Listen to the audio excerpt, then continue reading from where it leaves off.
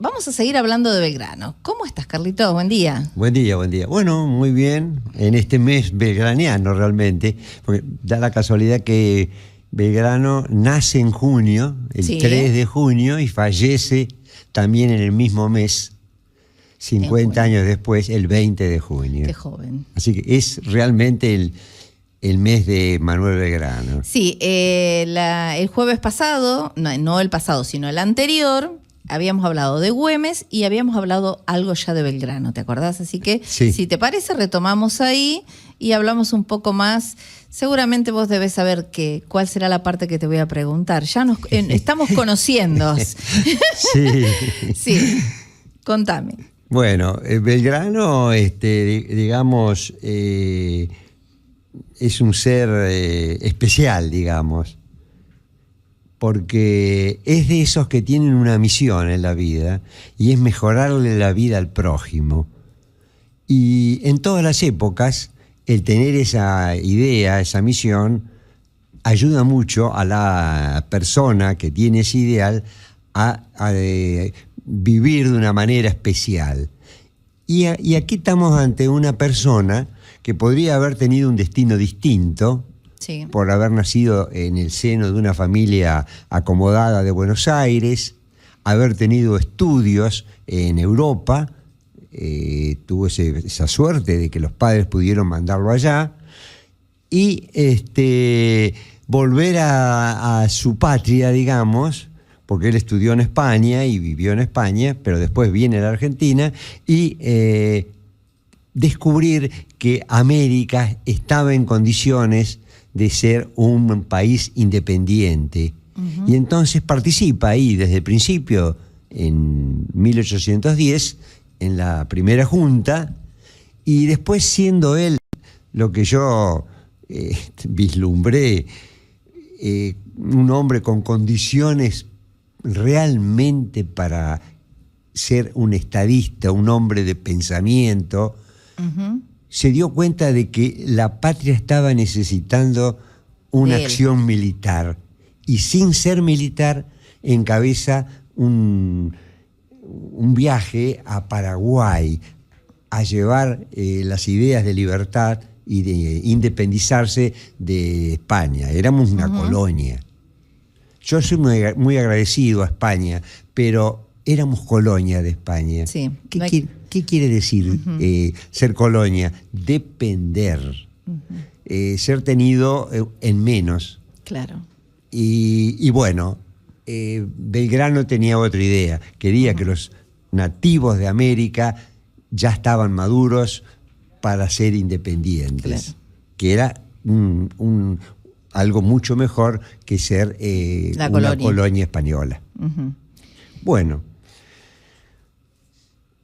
se preparó, estudió, tuvo la suerte de tener cerca a los padres dominicanos, que le dieron también una religión, una fe, que lo acompañó toda la vida, porque tuvo momentos muy difíciles, pero ese deseo de hacer bien al prójimo, eso que le inculcaron los padres dominicanos. Eso es lo que decís como meta, que vos decís que siempre tuvo claro eso. Sí, pensó más en los otros que en él. Y eso hace que esa persona tenga, para mí, un valor especial. Ya estamos ante una persona que es capaz de sacrificarse por una causa, que es lo que, vamos a ver, pasa con este hombre. No es un hombre común, es un hombre preparado, con mucha fe y dispuesto a sacrificarse. Confía en el pueblo de América. Eso es muy importante. Bien. Y lo que te decía hace un ratito, esto de hablar de Belgrano hombre, ¿cómo era él? ¿Sí? ¿Se casó, por ejemplo, Belgrano? No se casó. No se casó Belgrano, pero tuvo dos amores. Dos amores. Importantes. Por lo menos son los conocidos, sí, y de los que tenemos testimonios. Primero, Ana Ezcurra, de Buenos Aires.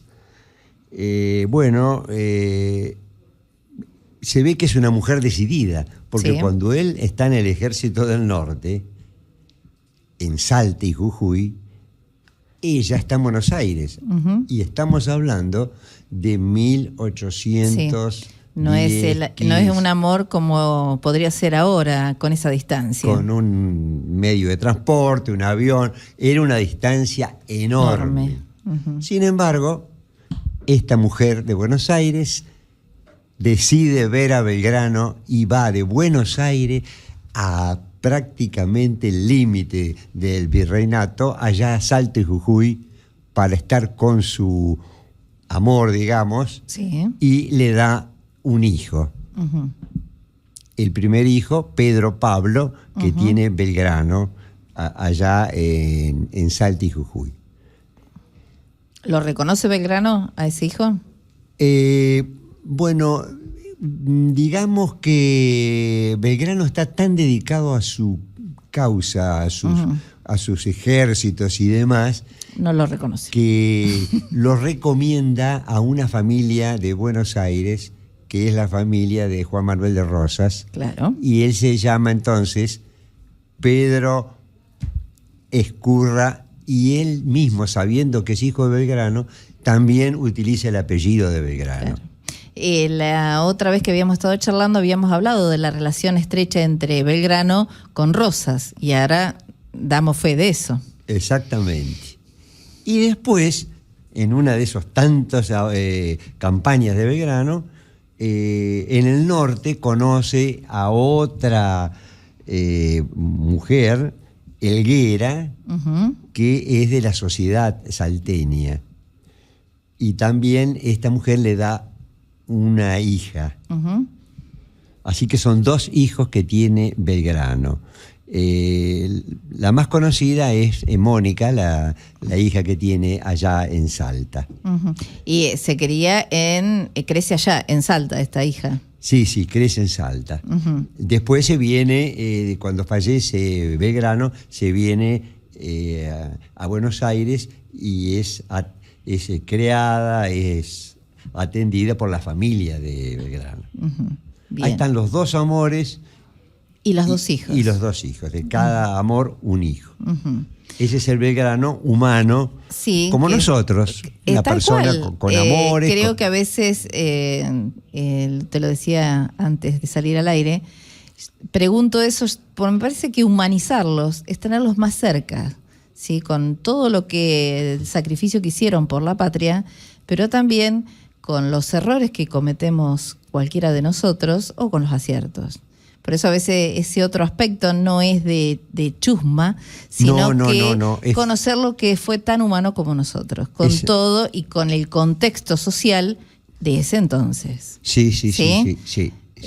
No por hacer ningún juicio de valor. Exacto. Mirá, por ejemplo, la Iglesia, cuando examina la conducta de hombres y mujeres y decide poner como ejemplo a un hombre o una mujer y elevarlo a la categoría de santo, no quiere decir que sea perfecto, que no haya tenido errores, y lo subrayan, porque no existe el ser humano perfecto. Totalmente. Caminamos hacia la perfección. Exactamente. Caminamos hacia la perfección. Vos lo has dicho. Lo hace ya desde la antigüedad, se vienen proponiendo modelos para imitar, pero con la salvedad de que son humanos. Tal cual.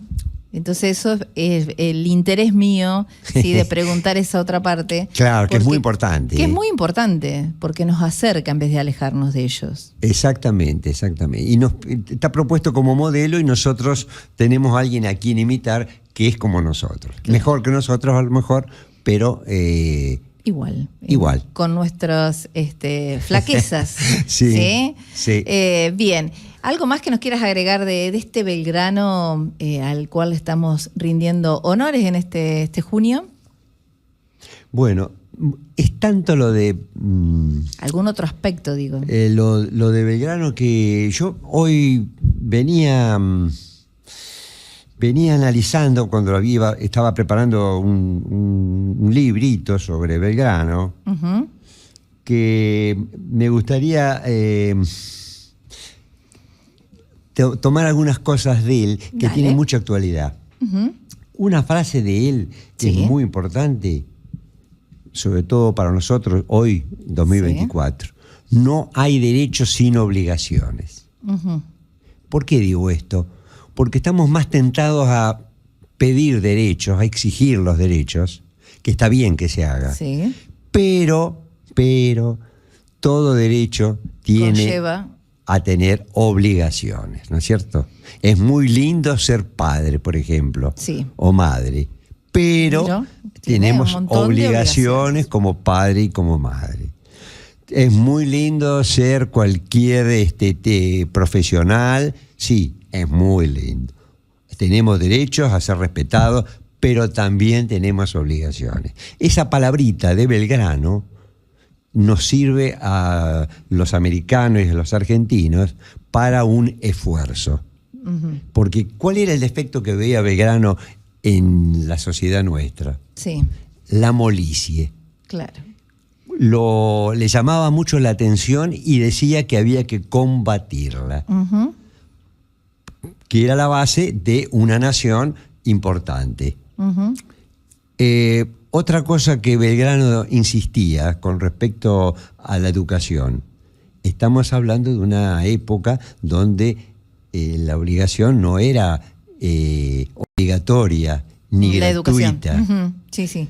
Proponía la fundación de escuelas y de hecho donó parte de su sueldo o de una recompensa muy importante en su momento de 4.000 pesos para la fundación de escuelas. Ujú. Estamos viendo cuál es la idea de él, la Sí, tendencia. sí, la de formación él. y la educación. Ujú. La formación y la educación.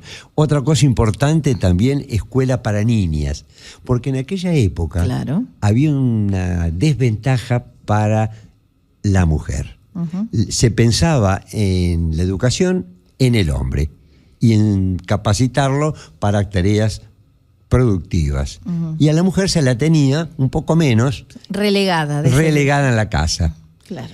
Bueno, Belgrano tenía otra idea, había estado en Europa y venía con una mente, Con otra visión. otra visión. La mujer tiene derechos, hoy se habla mucho, en aquella época no se hablaba para nada de Claro. eso, de que pueda también tener acceso a la educación. Y empezaba con escuela para niñas, proponía. Bien. Sobre todo veía él en la industria textil, que había visto en Europa como comienzo del capitalismo, que ahí podía Insertarse la mujer. Y hasta proponía premios para las que podían utilizar el algodón en hilados. Ujú. Además de las escuelas para niñas. Sí, un visionario. Ahí. Un visionario. Lo tenemos que ver realmente como lo que fue. Un hombre con capacidad superior para temas de gobierno y de progreso de la comunidad. Con una característica, era exigente consigo mismo y con los el demás. Bien, escucharte es un placer. Nos quedamos acá anonadados. ¿Algo más? ¿Algún otro aspecto que quieras resaltar? Bueno, Para no extendernos demasiado, pero bueno, algo que... sí, la parte militar quizás sea la más conocida, ¿no es cierto? Sí. Bueno, pero quiero destacar una cosa con respecto a la parte militar, donde tuvo triunfos y tuvo fracasos. Podría haber ganado las 4 batallas, pero ganó Tucumán y Salta y perdió Vilcapugio y Ayohuma.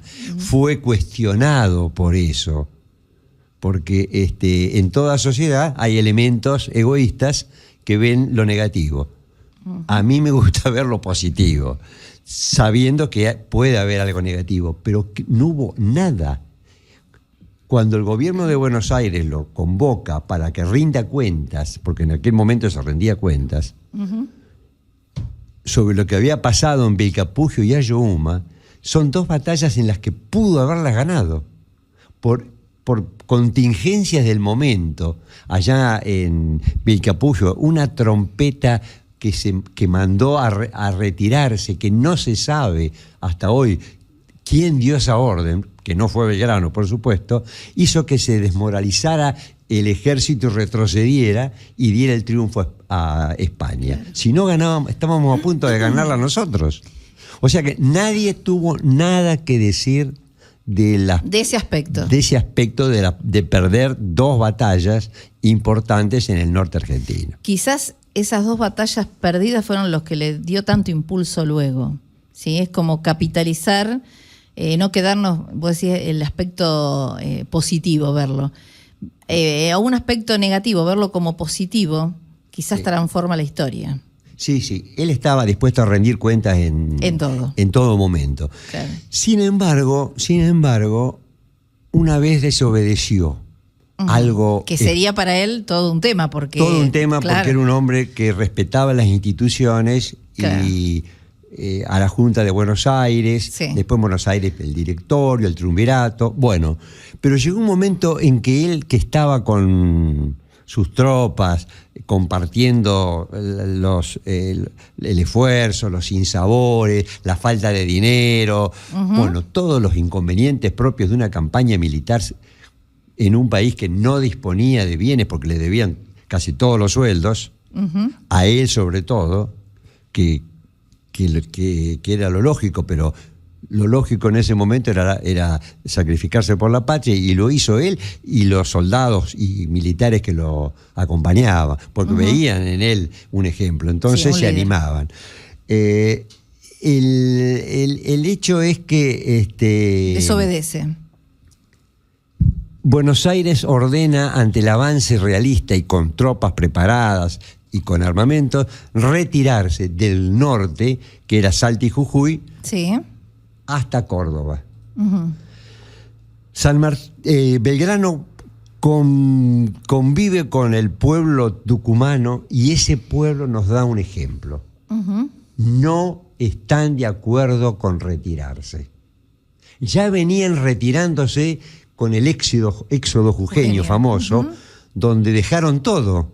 Sí, la casa, y se fueron. Los bienes, la seguridad, y de Salta y Jujuy llegan a Tucumán. En Tucumán los tucumanos le brindan toda la colaboración a ese ejército en retirada, que dejó todo devastado para que no tuvieran provisiones los españoles y tuvieran que volver al norte, al Perú, a rearmarse. Bueno, los obliga a tener que avanzar, y a él le ordenan bajar a Córdoba. Retirarse. Y el pueblo jujeño y salteño con el tucumano no están de acuerdo, y él se inspira en ese pueblo y decide dar batalla en Tucumán contra los pronósticos negativos, y gana la batalla en Tucumán. Claro, el sentido ahí de desobedecer tuvo el sentido porque hubo un porqué. Hubo un porqué. Claro, si no, es decir, no desobedeció por desobedecer. No. Claro. Un gran reconocimiento por esa gran batalla que después se confirma en Salta, ¿no es cierto? Bien. O sea, que tenía personalidad hasta para desobedecer. Cuando lo creyó necesario. Cuando lo creyó necesario. Y cuando vio que el pueblo del norte quería parar a los españoles en Tucumán, no seguir retrocediendo, porque podían llegar así a Santa Fe y a Buenos Aires y ser un desastre. Mira, Carlitos, yo te digo que uno de los placeres que me estoy dando en esta nueva faceta es escucharte. Bueno, gracias. Así que no sé qué me prepararás para la semana próxima, porque ya es como que te tenemos acá. No te vamos a soltar tan fácilmente.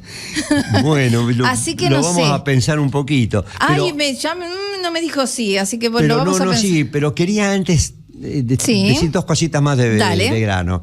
Tuvo muchas alegrías y muchos sinsabores. Sí. Pero la enfermedad de él, porque no se cuidó, estaba siempre en campaña, hizo que se deteriorara su salud, y después de las derrotas de Vilcapugio y Ayohuma, quedó como que había perdido su prestigio militar y fue reemplazado por San Martín. Claro. Pero ¿qué ocurre? Cuando él se siente enfermo, decide regresar a su casa. Sí. La casa de él está en Buenos Aires, Sí, sí. donde actualmente descansan sus restos, al lado de la iglesia de Santo Domingo, y ocurren dos cosas. Primero, no tiene dinero para regresar. Sí. Aparece un solidario, Balbín se llama, José Balbín, y le presta los 2.500 pesos que necesita para poder llegar a Buenos Aires, con el compromiso de él de que devolvérselo. cuando cobre parte de sus sueldos se lo restituye, y si no, la familia se lo iba a restituir. Bueno, Belgrano le da esa facilidad y emprende el regreso. Pero cuando emprende el regreso, está muy deteriorado. Y lo acompañan 20 gauchos desde el norte hacia Buenos Aires, que es una distancia enorme. Sí.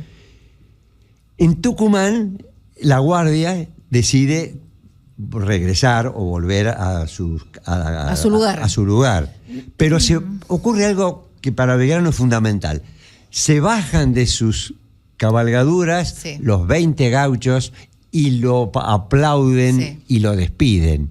Esa satisfacción que tiene Belgrano para él es muy significativo y fundamental. Gracias a ese reconocimiento llega con alguna alegría a su Buenos Aires, donde ya lo esperan días de enfermedad y dolor, hasta que el 20 de junio a las 7 de la mañana parte para el más allá, por lo menos con la convicción de que ha hecho lo que ha podido, ha tenido reconocimiento mínimo, porque la ciudad falleció Belgrano como si no hubiese fallecido suele pasar nadie importante. Con las personas tan relevantes que hemos tenido. Sí, sí. Después viene el reconocimiento. Sí, más tarde. Pero gracias a esos 20 gauchos, por lo menos tuvo la alegría de morir con algún reconocimiento. Yo te agradezco enormemente. Te espero la próxima semana. No sé con qué tema hablaremos en la semana, ¿querés?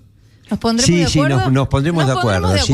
Bueno, gracias. En serio, es enorme el placer que tenemos acá de escucharte. Para mí también. Y te esperamos la próxima semana. Te adelanto lo que estoy leyendo. Dale. En esta época hay dos fechas importantes. Sí. Una el 1 de julio y otra el 12 de julio. ¿Qué pasa esos 2 días? Bueno, el 1 de julio fallece el general presidente Juan Perón. Acontecimiento importante, siendo presidente por 3ª vez de la Argentina. Y el otro hecho importante lo descubro el 12 de julio. ¿Qué ocurre ese día? Nacimiento de don Hipólito Yrigoyen, presidente por 2 veces de la República Argentina. Ahí lo dejamos y lo continuamos la próxima semana.